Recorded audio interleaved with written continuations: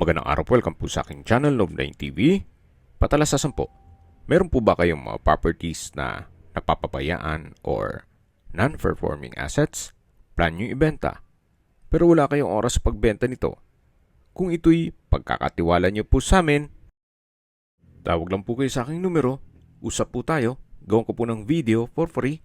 Yes, libre po, wala po kayong babayaran. Tutulungan pa namin kayong mabenta ang inyong property. Kami na po bala sa marketing, sa boosting or paid ads. Even sa tripping, hindi na po kayo mapapagod sa pag-entertain ng mga buyers. Kami na po bala sa lahat. Tawag lang po kayo.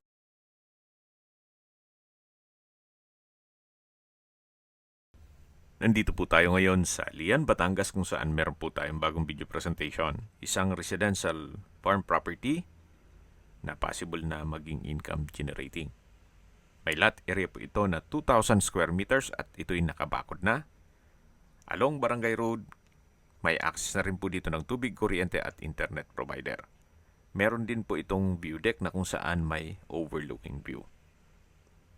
Dito po sa loob ay meron pong fruit-bearing trees gaya ng mangga, bayabas, aratiles, saging, at iba pa. Napakatahimik po ng lugar, sariwa ang hangin, at malamig po ang klima. Ito po yung nasa mataas na lugar.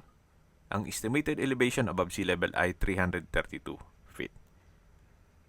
Yan po, tunghayan niyo po itong kapaligiran, kung saan meron na po itong mga structure. Dito naman po yung garahe na pwede pong lagyan ng swimming pool para maging resort na ito. At dito po sa loob ay meron pong 5 kubo. At katabi lang po nito yung main house. Ito po yung tinutukoy ko na view deck or pwedeng hangout area. Then may garden set. Yan po yung mga kubo. Medyo elevated po itong property, kaya flood-free area. Yan po yung garden set sa ilalim nitong puno ng mangga na isa sa hangout area. At dito naman po ay may kabana. Actually, pwede pa rin po itong gawing events place. Yung mga maliit na occasion lang. So, covered po yan. Then sa dulo po ay may banyo. Dito naman po ay may hagdan papunta sa pinakamataas na lugar nitong property. Yan po yung concrete fence. So, 2 level po yan. Then dito naman po yung pinakamataas na parte ng property. Kung ma-visualize nyo lang po, marami po kayong pwedeng i-project dito. Aside from dun sa resort na tinutukoy ko or events place, pwede rin pong gawing coffee shop. Magaling na barista lang ang kailangan nyo dito para dadayuhin talaga kayo.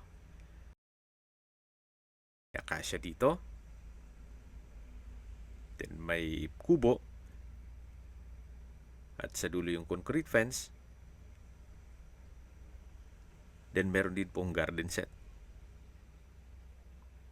Yan po yung hagdan papunta naman sa lower part. At ito po yung tinutukoy ko na view deck na meron pong overlooking view. Check mo natin. Samahan niyo po ako. Kaya't po tayo. Naka-tile flooring na po itong view deck. Then may railing na rin para safe yung mga tatambay dito. Then may lamppost.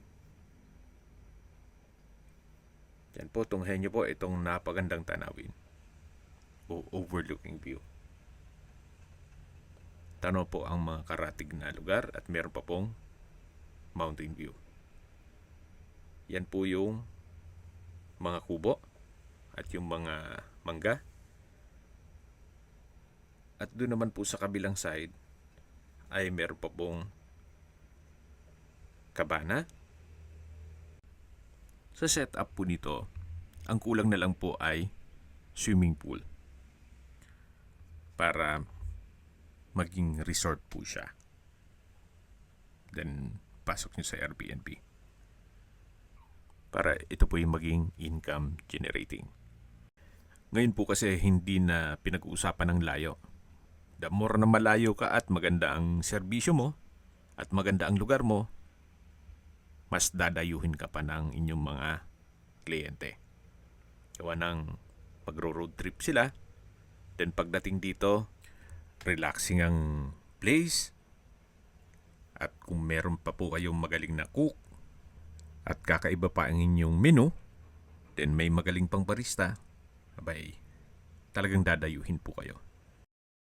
Ito po yung pinakamataas na lugar ng property. Then sa taas po ay meron pong glass house at sa baba nito ay may banyo. Ang kagandahan po dito sa property na to ay may bahay bakasyonan ka na, meron ka pang pwedeng maging income generating na area.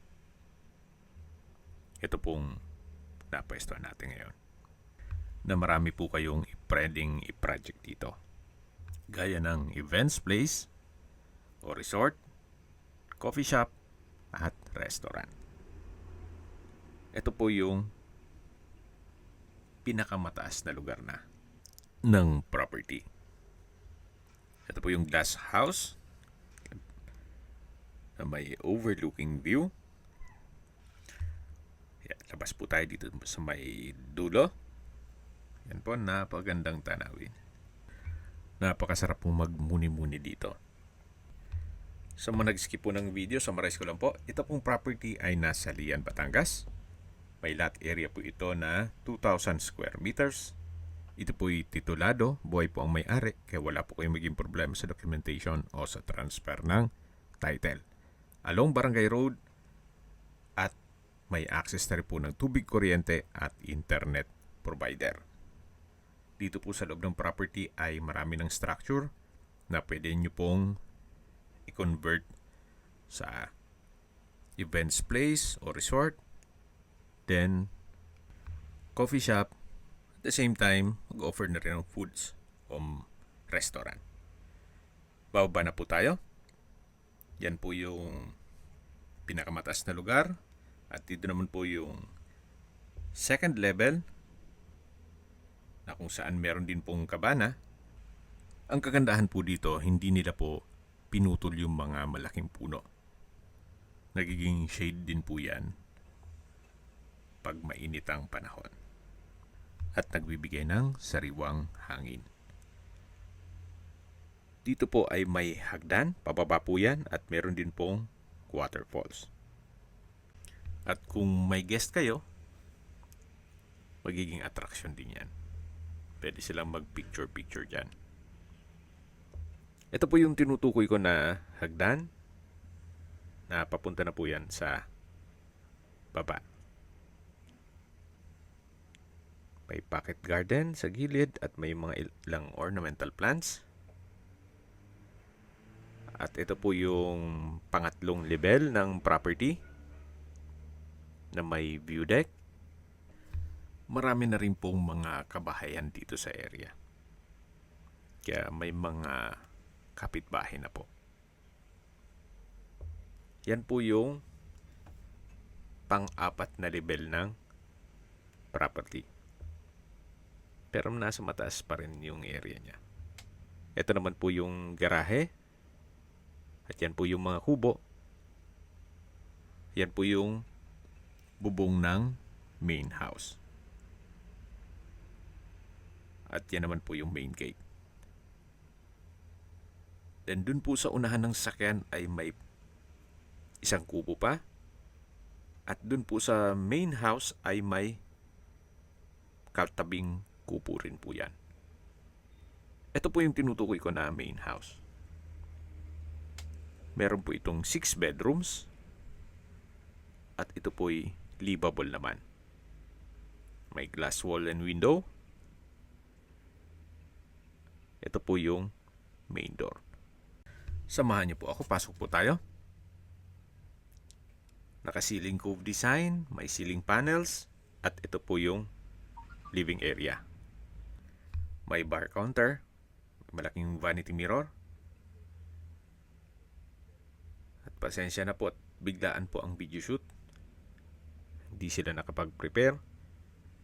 Ito po yung first bedroom. na naka-solid wood door. Nakalak po yan at may mga personal na gamit si owner.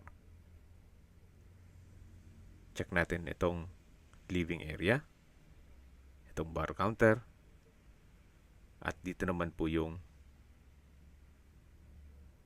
dining at kitchen. At sa dulo naman yung banyo. Ito pong kusina ay may kitchen countertop, stainless sink with faucet, at may kitchen cabinet. Dito naman po sa dulo ay yung banyo. Naka-tiled bathroom wall, may shower, may water closet with bidet, at may hand wash basin. Yan po yung dirty kitchen. At sa dulo naman yung dining area. Yan po yung access door papunta naman dun sa isang kubo. At doon sa garahe. Balik po ulit tayo dito sa loob. Ito po ulit yung bar counter at ito naman yung mga kwarto. Ito po ulit yung living area o salas. At yan naman po yung bar counter na may stainless sink, wall-mounted cabinet, then meron din pong drawer at built-in cabinet. Naka-tile flooring na rin po yan. Check na po natin ang master bedroom. Malaki naman po ang spasyo nito. May window type aircon at tungkol po pala sa mga kagamitan wala pong nabanggit kung kasama yan. Pero malamang yung mga aircon kasi built-in po yan ay kasama po. Then meron pong another access door na ginawa nilang stock room. At dito naman po yung another access door na naman papunta sa balkonahe na may aluminum screen door. Hanggang sa dulo po yan. Ito po'y parte pa ng property. Napakalawak po. Ito naman po yung hagdan.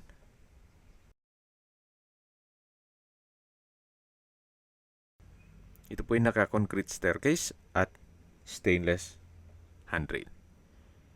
Diyan po naman ay nakalak din, kaya hindi natin ma-check. Siguro upon tripping, pero po malaking kwarto po yan sa taas. Ito naman po yung access door na katabi lang ng kusina.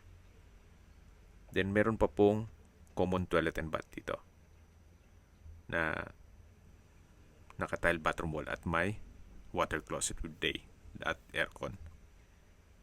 Ito po yung isa sa mga kwarto dito sa dulo. Check natin. Kung mapapansin nyo po, pwede nyo pong paupahan kasi meron po silang mga access doors.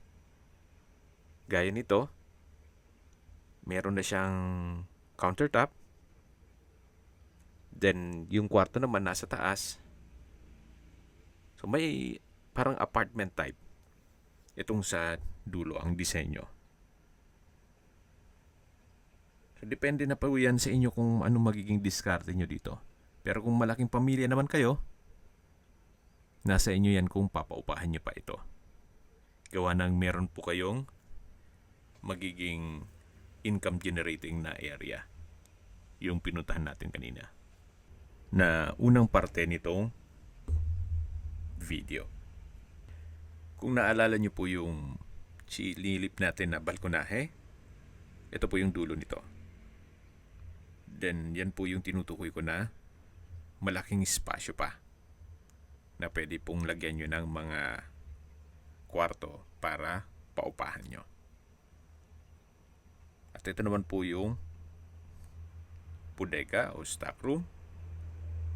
At habang pinagmamasdan nyo po itong kapaligiran, pag-usapan na natin ang distance, location, at travel time. Mula po sa Lian Calatagan Highway, ang distance is 1.5 kilometers at ang travel time is 4 minutes. Mula naman po sa mga beach resort sa Matabungkay, Ang distance is 7.3 kilometers at ang travel time is 12 minutes. Opo, malapit lang po ito sa mga beach resort sa Matabungkay, even sa Lian. Then mula naman po sa Apacible Memorial Hospital, ang distance is 10 kilometers at ang travel time is 15 minutes. At yan po yung lagi kong binabanggit sa inyo na dapat nyo i-consider sa paghanap ng property, yung meron pong malapit na hospital. Hindi ko naman po sinasabing sakitin kayo, yan naman po for emergency purpose lang naman. At mula naman po sa Walter Mart na Subo, ang distance is 12 kilometers at ang travel time is 15 minutes. Mula naman po sa Manila o sa airport, ang distance is 111 kilometers at ang travel time is 2 hours and 33 minutes. Mula naman po sa Tagaytay, ang distance is 52 kilometers at ang travel time is 1 hour and 14 minutes. Okay, sa presyo na po tayo. Binebenta po ito ni owner sa halagang 12.8 million pesos. Kung may mga katanungan po kayo, tawag lang po kayo sa aking numero. At sa mga kababayan naman natin na sa ibang bansa, meron po akong WhatsApp, Viber at Telegram. Same number lang po, 0917-316-3399. Sa mga nagtatanong naman po ng aming Facebook, meron po aming Facebook page na Nov9TV at Facebook Real Video. Meron din pong TikTok at Instagram. May ibang YouTube channel po kami, the Nov9TV channel, Nov9TV Listings, Nov9TV On The Spot, Nov9TV Updates, at Nov9TV House Rental. Sana po naibigyan nyo ang video presentation. Paki-like and subscribe na lang po sa aking channel para ma-update din po kayo sa aking future listings. Kung sakali po hanap nyo yung mas malaking sukat ng lupa, meron din po kami ibang listings na pwede nyong pagpilian. Huwag po kayong mag-atubiling tumawag sa amin. Then, let us know your budget para malaman namin kung anong property pwede naming ilog sa inyo. Sa lahat pong viewers, subscriber at nagtiwala po sa amin, salamat po sa suporta. Ingat po kayo lagi at yung pamilya. Maraming salamat po.